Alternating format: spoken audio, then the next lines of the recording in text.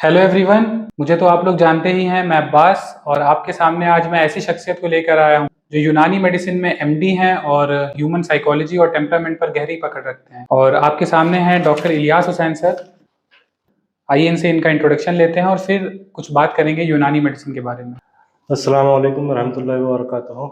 मेरा नाम डॉक्टर इलियास हुसैन है। मैंने अपना BMS बुरहानपुर शैफिया हमीदिया यूनानी तिब्बिया कॉलेज से पूरा किया और फिर उसके बाद MD की तालीम बेंगलोर में नेशनल इंस्टीट्यूट ऑफ यूनानी मेडिसिन से मुकम्मल की। आज हम लोग ये एक अच्छी पहल करने की कोशिश कर रहे हैं कि यूनानी के लिए एक पूरी सीरीज चलाई जाए ताकि जिसमें यूनानी को बहुत ही आसान लफ्ज़ों में समझने की कोशिश की जाए। यूनानी के प्रिंसिपल्स फंडामेंटल्स क्या क्या हैं। आज के वक्त में जिस तरीके से बहुत को यूनानी समझने में, उसूल इलाज को समझने में दिक्कत होती है, तो हम लोगों की एक कोशिश रहेगी इंशाल्लाह आगे कि हम लोगों को सुनने के बाद जो भी दिक्कतें रहती हैं वो ना रहें। इसके साथ साथ हम लोग ये कोशिश करेंगे कि इस पूरे सीरीज के अंदर हर एक कॉन्सेप्ट जो यूनानी का इम्पोर्टेंट है उसको डिस्कस करें और उसके साथ साथ में basic to advance with modern correlation हर चीज़ समझने की कोशिश करें ताकि हम लोगों के अंदर ये शऊर पैदा हो कि यूनानी की वुसअत कितनी ज़्यादा है। आज की ये शुरुआत जो हम लोग करने जा रहे हैं उसमें यही दुआ है कि अल्लाह ताला हम लोगों को इसमें कामयाबी अता करे। इसी के साथ मैं आप लोगों का शुक्रिया अदा करूंगा, डॉक्टर अब्बास साहब का शुक्रिया अदा करना चाहूँगा कि हाँ उन्होंने मुझको ये मौका दिया, बुलाया। ये तमाम काम जो है वो आगे आने वाले बच्चों के लिए फ़ायदेमंद साबित हो सके। तो चलिए फिर अपने इस सफ़र की शुरुआत करते हैं सर से पहले सवाल के साथ में कि आखिरकार ये यूनानी मेडिसिन या इल्म तिब्ब क्या है और इसके मखसूस नज़रियात क्या हैं सर। इल्म जो है वो बोलते हैं किसी भी चीज़ की मारिफत को, कि अगर आपको किसी चीज़ की पहचान, किसी चीज़ की सिर्फ मालूम चल जाती है तो आपके लिए उस मखसूस चीज़ का, मखसूस मौजू का, किसी टॉपिक का इल्म कहलाता है। तो इल्म के एक मायने आते हैं कि मारिफत होना, पहचान हो जाना, जान लेना। चूँकि तिब के साथ ये लफ्ज़ जुड़ा हुआ है इल्म तिब, तो तिब का ताल्लुक इंसान के बदन से है। तो मालूम ये चला जब इल्म तिब को मजमूई एतबार से देखेंगे तो पता चलेगा कि इल्म तिब के मायने ये हुए कि इंसान के बदन या उनके हालात, सेहत या मर्ज के बारे में जानना। अच्छा, अब ये आप कितना जानेंगे ये इस पर डिपेंड होगा कि आपका इल्म कितना गहरा है। उतनी ही आपकी मारिफत उसमें गहरी होती चली जाएगी, उतनी ज़्यादा पहचान होती चली जाएगी।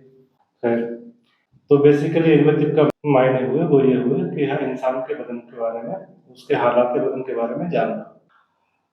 अब ये हालात बदन जो है वो बताए गए हैं मखसूस तौर पे, तो सेहत या मर्ज। सेहत क्या है, मर्ज क्या है, ये अगला सवाल उठता है यहीं से।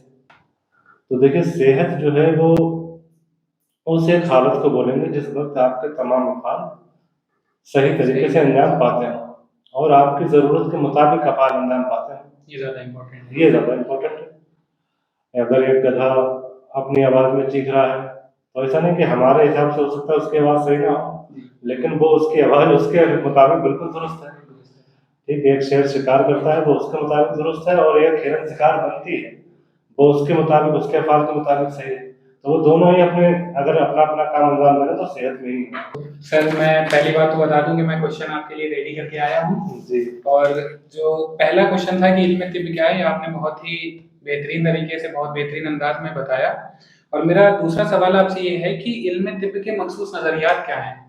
इल्म तिब्ब के जो नज़रियात, अहम नज़रियात जो हैं उनमें अगर हम देखें कि इर्तिका को देखना हो कि आखिर ज़िंदगी हम लोगों तक कैसे पहुँची, एवोल्यूशन कैसे हुआ, तो उस ताल्लुक से नज़रिया अरकान का सबसे अहम रोल है, जिसको देने का मकसद ही यही था कि आखिर हम लोग तक ज़िंदगी पहुँची कैसे, ज़िंदगी का जो इर्तिका हुआ है वो कैसे हुआ है, बेसिक यूनिट क्या थी, किन चीज़ों से ज़िंदगी शुरू हुई है, कौन से ऐसे ओरिजिन ऑफ लाइफ के नुकसान से समझने की यहाँ पर मेन मकसद था। अब जब लाइफ पैदा हो ही गई, इंसान वजूद में आ गया, तो अब हर एक इंसान के वजूद में आने के बाद में उसका वजूद किन चीज़ों से बाकी है, उसकी सेहत किससे वाबस्ता है, तो उसके लिए जो नज़रिया था इम्पोर्टेंट वो था नज़रिया मिजाज और नज़रिया अखलाक। आपको जानकर हैरानी होगी कि बुकरात, जिनको हम फादर ऑफ मेडिसिन के नाम से जानते हैं, बोलते हिपोक्रेट्स। हिपोक्रेट, इनके वक्त से पहले पहले लोग ये माना करते थे कि जो ये सेहत या मर्ज जो हुआ करता है, ये सब देवी देवताओं के नाराजगी या खुशी का, हाँ, नाराजगी या खुशी का एक रिजल्ट है, रिजल्ट। consequences। बिल्कुल। लेकिन बुकरात जब आए तो बुकरात ने सबसे पहले जो है नजरिया खिलाफ दिया, और उन्होंने बताया कि इंसान के जिस्म में 4 तरीके की मखसूस रतूबात पाई जाती हैं, और ये चारों की चारों रतूबात एक मखसूस तनासब में मौजूद होती हैं। जब भी ये तनासब में कोई भी तगय्युर होता है, तब जाकर कोई मर्ज पैदा होता है। यानी इक्विलिब्रियम जब अपने एक एतदाल से हटता है। हाँ, भी कोई चीज एतदाल से हटेगी तो ये एक नजरिया अहम ये हुआ, जो नजरिया अखलाक था बॉडी फ्लूइड का, 4 बॉडी फ्लूइड का। दूसरा जो इम्पोर्टेंट और सबसे ज़्यादा अहम नज़रियात है, और आपने जो पूछा कि तमाम 35 से जो अलग करता है नज़रिया, वो नज़रिया हमारे नज़दीक है नज़रिया मिजाज, टेम्परामेंट। ये वो नज़रिया है जिसने वाकई यूनानी तिब को एक नया वजूद दिया, या यूनानी तिब का आज तक जो नाम रोशन है वो इसी नज़रिए की बुनियाद पर ही रोशन है।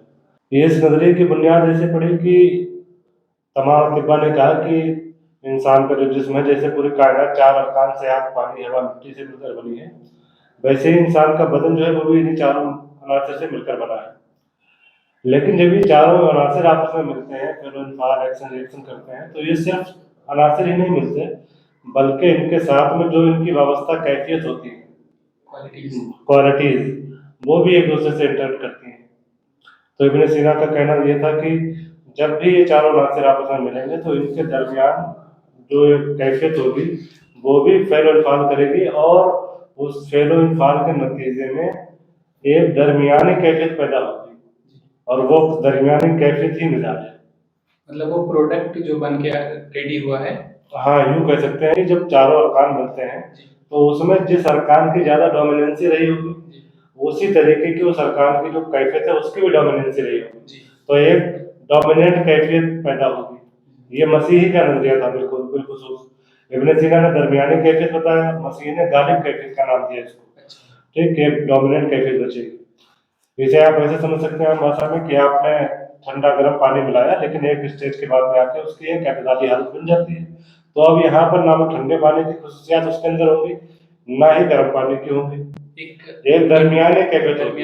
हाँ, और उसकी अपनी खुद की खुसूसियात होगी। यही होता है मिजाज में कि जब ये चारों अरकान आग, पानी, हवा, मिट्टी मिलते हैं, और चूंकि इनकी कैफियत चारों की अलग अलग है, लेकिन जब ये मिलते हैं तो ये एक दूसरे को तोड़ते हैं, और इनके दरमियान में, इनके बीच में फिर इन्फाल के बाद एक बीच की कैफियत जो दरमियानी हालत है वो पैदा हो जाती है, वही है मिजाज। अब यही वो मिजाज है जिसकी वजह से यूँ कहें कि पूरा बायोडाइवर्सिटी का कॉन्सेप्ट आया, जिसमें हर चीज़ अलग है। क्या वजह है कि हम देखते हैं कि प्लांट्स अलग हैं, एनिमल्स अलग हैं, एनिमल्स में भी अलग, एनिमल्स सारे अलग अलग हैं, और उसमें भी इंसान सबसे अलग है, सबके फंक्शंस अलग अलग, सबके फंक्शंस अलग हैं, सबकी सूरतें अलग हैं, सबके अफाल सारी चीजें अलग हैं। क्यों? क्योंकि जो सात स्ट्रक्चर होता है, तो ये सात या कोई स्ट्रक्चर किसी भी चीज का डिपेंड होता है उसके मिजाज पर।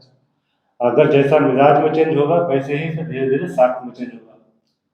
अगर सात में चेंज हो गया वक्त के साथ में, तो अफाल में चेंज हो जाएगा।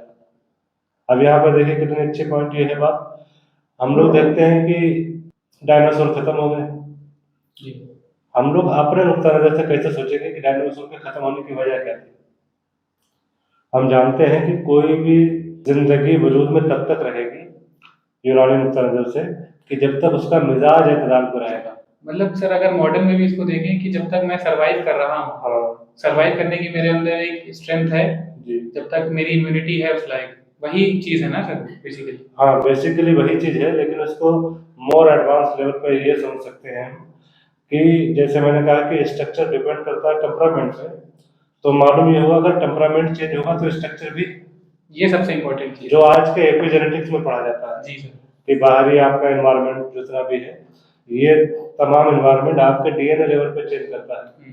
वहाँ पे डीएमाइलेशन और मिथाइल डीएमाइलेशन के प्रोसेस इस तरीके के होते हैं जो डीएनए के स्ट्रक्चर में चेंज करते हैं। हाँ, जीन एक्सप्रेशन बाद में होता है। बिल्कुल बिल्कुल। फिर हम देखते हैं कि एक लंबा सा गुजरता है, पूरी जनरेशन चेंज हो जाती है। तो यहाँ पर नजरिया मिजाज की वसूल इतनी ज्यादा है कि अगर हम इसको समझ जाए तो हमको ये मालूम चल जाएगा कि आखिर हर एक बीमारी अलग क्यों है, हर एक मर्ज अलग क्यों है, हर एक इंसान क्यों अलग है, और क्यों हम हर एक इंसान में अलग अलग इलाज तजवीज करते हैं। ये Important। सर यूनानी का सबसे बेहतरीन नजरिया है। मतलब कि एक पर्सन को एक कम्युनिटी के बेसिस पे हम डिफाइन नहीं करेंगे कि अगर आपका सर दर्द है तो आप पर्टिकुलर ये दवा ले लिए। बिल्कुल मतलब बिल्कुल हम आपका पहले पूरा बायोडेटा लेंगे बिल्कुल और फिर हम बताएंगे कि आपकी मिजाज क्या है, मिजाज क्या फिर है। आपको ट्रीटमेंट देंगे। तो ये एक मतलब पर्सनलाइज्ड ट्रीटमेंट होता है यूनानी सिस्टम ऑफ मेडिसिन में। बिल्कुल और ये काफी बेहतरीन मुझको लगा है। मतलब पूरी यूनानी सिस्टम में जो कॉन्सेप्ट खास। ऑफ मिजाज है, टेम्परामेंट का, ये बहुत जबरदस्त है। इसी बुनियाद पे तो हम लोग देखते भी है ना कि सर दर्द हुआ, अब आपको सर दर्द ठंडक में रहने की वजह से भी ज्यादा हो सकता है, और गर्मी में घूमने की वजह से भी ज्यादा हो सकता है, और हो सकता है किसी पर्टिकुलर बीमारी की वजह से भी हो सकता है। तो ऐसा नहीं है कि जैसे दूसरी पैथीज में भी अपने नजरियात हैं, उनके अपने प्रिंसिपल है, वो अपने तरीके से इलाज करते हैं, लेकिन यूनानी कहता है कि जब तक आप असल सबब नहीं जान लेंगे तब तक आप असल इलाज भी नहीं कर सकते। मतलब रूट कॉज नहीं जान रूट सकते। कॉज, क्योंकि हर एक इंसान का मिजाज अलग है, तो उसमें होने वाली बीमारियों की डोमिनेंसी भी अलग अलग होगी, और जैसी डोमिनेंसी होगी हम उसको नुक्ता नजर को रखते हुए इलाज करते हैं। इसीलिए ये कहा जाता है कि यूनानी को जो है जड़ से इलाज करती है। तो जड़ से इलाज करने का मेन मकसद यही हुआ। जबकि अपने आप में देखा जाए तो कोई भी पैथी ना तो परफेक्ट है कंप्लीटली, और ना ही इम्परफेक्ट है। हर पैथी में हर एक इल्म की एक लिमिटेशन होती है। इब्न सीना ने ही कहा है कानून में कि जो है ऑल पावर्स आर लिमिटेड, तमाम कुव्वतें लिमिटेड है, तो ये कुव्वत आकला भी लिमिटेड है। जब जो कुव्वत आकला ही लिमिटेड है तो फिर उससे निकाला हुआ इल्म भी लिमिटेड है भी हमारे पास। तो अब जब इल्म लिमिटेड है तो फिर हम उसी तरीके से हर व्यक्ति के पास अपना अपना इल्म, अपने अपने फंडामेंटल्स, अपने अपने नजरियात हैं, वो भी लिमिटेड है। तो जैसे सर अभी आपने मिजाज के बारे में डिस्कस किया कि हर एक इंसान का अपना एक पर्टिकुलर पर्सनलाइज्ड मिजाज होता है। जी तो मिजाज के जरिए हम कैसे इलाज करते हैं, मतलब कैसे डायग्नोसिस और कैसे ट्रीटमेंट करते हैं, यानी पर्सनलाइज्ड ट्रीटमेंट हम कैसे करते हैं मिजाज के जरिए? तो इलाज से पहले तो डायग्नोसिस का ही मरहला आता है। तो डायग्नोसिस करने के लिए सबसे पहले हमें तो ये जानना जरूरी है कि मिजाज का उसमें रोल क्या होता है। तो हमारे यहाँ यूनानी के अंदर मिजाज को देखने के लिए कुछ अजनास बताए गए हैं, जिनको हम अजनास अशराफ के नाम से जानते हैं, जो कि इब्न सीना ने अल कानून में दिए हैं कि 10 ऐसी अजनास हैं जिनको देखकर हम किसी भी चीज का मिजाज पहचानते हैं। अब अगर वो नॉर्मल पे है तो ठीक है, वो सेहत की निशानी है। लेकिन अगर वही एबनॉर्मल दिखे तो वो मर्ज की निशानी होगी। जैसे कोई भी मरीज अगर क्लिनिक में आपके चल के आता है, तो अब आप उसको कैसे जान पाते हैं कि उसके अंदर कहाँ के बीमारियां हो सकती हैं, या उसके अंदर कैसे ऐसे चेंजेस आए।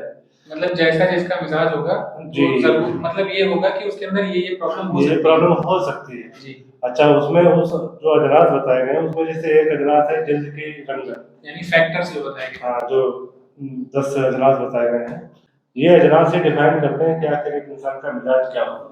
अमूमी तौर पे हमारे यहाँ जो मिजाज बताए गए हैं वो 4 कैटेगरीज में डिवाइड किए गए हैं, जिसमें हम गर्म तर मिजाज होता है, कैफियत क्यों मिजाज हमने पढ़ा भी पहले क्या है कि कैफियत का ही एक मजमुआ है, कैफियत इंटरेक्ट करते हैं तो मिजाज पैदा होता है। तो अब ये कैफियत भी 4 होती हैं, गर्मी, सर्दी, तरी और खुश्की। तो इन्हीं के मुताबिक जब ये कम्बिनेशन में होती हैं तो इसी हिसाब से हमारा मिजाज पैदा होता है, जिसमें हमारा आम तौर पर बोल चाल पे आदमी कह देता है कि गंदे मिजाज है, सफरावी मिजाज है, सौदावी मिजाज है, या बरगमी मिजाज है। बिल आखिर हमको कहना बेहतर ये है कि एक इंसान जिसको हम गंदे मिजाज कह रहे हैं उसको बेहतर कहना तरीका ये सही है कि फला का मिजाज गर्म तर है, क्योंकि मिजाज कैफियतों के मिलने का नाम है, बस अखलाक से उसकी निस्बत है। तो निस्बती बुनियाद पर हम कह देते हैं कि फला आदमी गंदी है, फला आदमी बरगमी है, सफरावी है, इस तरीके से। तो अब ये चारों मिजाज जो बताए गए हैं, इन चारों मिजाजों की अपनी अपनी कैफियत होती है, उसी के हिसाब से उनकी अपनी पहचान होती है। यही चीजें मालूम चलेंगी कि कौन से मिजाज के इंसान के अंदर नॉर्मल खुसूसियात कौन कौन सी पाई जाएंगी। जी। और अगर हाँ, जो आपका मतलब मिजाज है वो आपके हिसाब से नॉर्मल क्या है? नॉर्मल क्या है जी। अगर एक आदमी थोड़ा सा तेज चलने वाला है, तेज बोलने वाला है, अलग अलग तरीके से मरीज आएंगे। आपके पास एक मरीज आता है कि बहुत तेज बैठा, डॉक्टर साहब जल्दी देखिए यार, मुझको जल्दी देखिए, और डॉक्टर साहब क्या बताओ ये चीज हो रही है, उसके बोलने की फ्रिक्वेंसी तेज है। तो हो सकता है सर उसके अंदर जैसे सफरा ज्यादा सफरा भी, तो बिल्कुल उसके हिसाब से उसके अंदर अर्टिकेरिया हो सकता उसके है। अंदर सफरावी बीमारी होने के चांस सफरावी ज्यादा होते हैं। बीमारी है, यानी कि सर ठीक जैसे है। अर्टिकेरिया वो सफरावी हाँ है। सफरावी की तरफ कह सकते हैं जी जी। वो सब बदलती से भी है, लेकिन अच्छा। हमारे अंदर चांसेस ये बनेंगे कि हो सकता है इसको सफरावी बीमारी होने के चांसेस ज्यादा हो। जी लेकिन जरूरी ऐसा भी नहीं हर बार यही सही हो जी। कि एक इंसान सफरावी बीमारी का सफरावी मिजाज का तो उसका ऐसा नहीं कि उसके अंदर बलगमी बीमारी नहीं होगी। नहीं। क्यों? क्योंकि हर एक ऑर्गन का अपना मिजाज है और जब बीमारी होती है तो वो ऑर्गन लेवल पर होती है पहले से। तो बीमारी का भी एक अपना मिजाज होता होगा, बिल्कुल। यानी पर्सन का अपना मिजाज है, उसके ऑर्गन का मिजाज है और उसकी बीमारी का एक मिजाज है। तो ये तीनों मिजाज के जरिए किस तरह से ट्रीटमेंट होता है, इसको जरा वाज़ेह करिए। तो इसमें सबसे पहले तो हम तीनों की जानकारी रखना जरूरी है कि पर्टिकुलर नॉर्मल लेवल पर एक ऑर्गन का क्या मिजाज है, और अगर जब उसमें बीमारी पैदा होती है तो उसी ऑर्गन का मिजाज में बिगाड़ पैदा हो जाता है जिसको हम लोग कहते हैं सुए मिजाज। ठीक। अब जब उस एक ऑर्गन के मिजाज में खराबी आ गई तो अब उसके अफाल में भी खराबी आनी है, और अफाल की खराबी को ही हम बीमारी बोल रहे हैं, मर्ज जो पैथोलॉजी में आ गया। वो पैथोलॉजी में आ गया। तो अब यहाँ पर ऑर्गन का मिजाज भी इफेक्ट हुआ, उसके अफाल भी इफेक्ट हो गए जिसकी वजह से बीमारी पैदा हुई। तो हमारा मेन मकसद ही ये रहता है कि ऑर्गन के मिजाज को दोबारा से अपने तबई हालत में लाया जाए, ताकि जैसे ही वो ऑर्गन का मिजाज अपने तबई हालत पे आएगा उसका अफाल जो है वो तबई हालत पे आ जाएगा, और अफाल का तबई होना ही असल में सेहत है। जी। ठीक है ना। तो सेहत पे लाने के मेन मकसद यही होता है कि हमें बॉडी का होल बॉडी का मिजाज अपना होता है, उसको ध्यान में रखना है। पर्टिकुलर जिस जगह पर मर्ज हुआ है उसका मिजाज ध्यान में रखना है। ये दोनों चीजें डिफरेंशिएट करेंगी कि बीमारी लोकल है या जनरलाइज है। पूरे बॉडी का मिजाज इफेक्टेड हो जाए तमाम बड़े ऑर्गन का तो वो बॉडी जनरलाइज हो जाती है, तो वो मर्ज जनरलाइज हो जाता है, अमूमी मर्ज कहते हैं उसको। और अगर किसी पर्टिकुलर एक आदत तक ही अभी वो महदूद है तो वो खुसूसी मर्ज हो जाता है। और इन्हीं दोनों को एतदाल में लाकर ही हम लोग इलाज की तरफ आगे के स्टेप लेते हैं कि कैसी दवाइयाँ यूज करेंगे, उस मर्ज को पैदा करने वाला मादा कौन सा है, तो उस मादे को निकालने के लिए क्या तदबीर इस्तेमाल में लाई जाएगी, कैसी दवाइयाँ यूज की जाएंगी, ग़िज़ाई परहेज कैसे किए जाएंगे, और मिलाकर हम अपने जो मेन मकसद है एम कि हाँ सेहत को बरकरार रखना, उसको हम कैसे जो है पा पाएंगे। जी सर। इम्पोर्टेंट ये चीज़ है। Thank you so much sir.